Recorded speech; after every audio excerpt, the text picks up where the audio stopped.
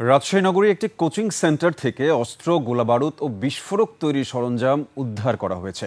পরে বিস্ফোরকগুলো নিষ্ক্রিয় করেছে সেনাবাহিনী।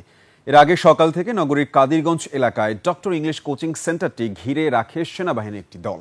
সেন্টারটি পরিচালনা করেন রাজশাহী সিটির সাবেক মেয়র খায়রুজ্জামান লিটনের চাচাতো ভাই মুনতাসিরুল অনিন্দ। সেনাবাহিনী জানায়, অভিযানে দুটি বিদেশি এয়ারগান, একটি রিভলভার কার্টিস এয়ারগান, 6টি দেশীয় অস্ত্র, 4টি ওয়াকিটকি, সিম কার্ড, বাইনোকুলার, বিস্ফোরক তৈরির সরঞ্জাম, পাসপোর্ট, কম্পিউটার, স্ক্যানার ও 35টি মদের বোতল উদ্ধার করা হয়। এ ঘটনায় মুনতাসিরুল অনিন্দকে আটক করা হয়েছে।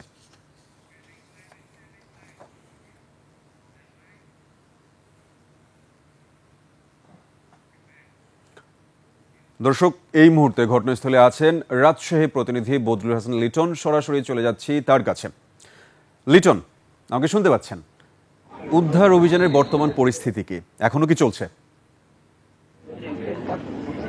জি সাব্বির, আপনি যেমনটি বলছিলেন যে আসলে এখনো উদ্ধার অভিযান চলছে। কিছুক্ষণ আগে কিন্তু ওই কোচিং সেন্টার থেকে যে বোমা উদ্ধার হয়েছিল সেটি কিন্তু বিস্ফোরণ ঘটিয়ে সেটি নিষ্ক্রিয় করা হয়েছে।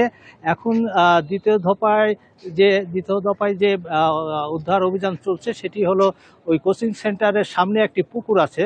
ওই পুকুরে কিন্তু ডুবুরি নেমে তল্লাশি চালাচ্ছে, কারণ এখানে অস্ত্র আছে এরকম তথ্য সেনাবাহিনী বা যৌথ বাহিনী পেয়েছেন। সেই তথ্য থেকে তারা এই অভিযান চালাচ্ছে। আমি সকালে কিন্তু এখানে যে সেনাবাহিনীর দায়িত্বরত কর্মকর্তা আছেন ওনার সাথে আমি কথা বলেছিলাম এবং আমি জিজ্ঞাসা করেছিলাম যে রাজশাহীতে পুলিশের যে লুট হওয়া অস্ত্র, পুলিশের যে অস্ত্রগুলো লুট হয়েছিল সেগুলো এর মধ্যে আছে কিনা।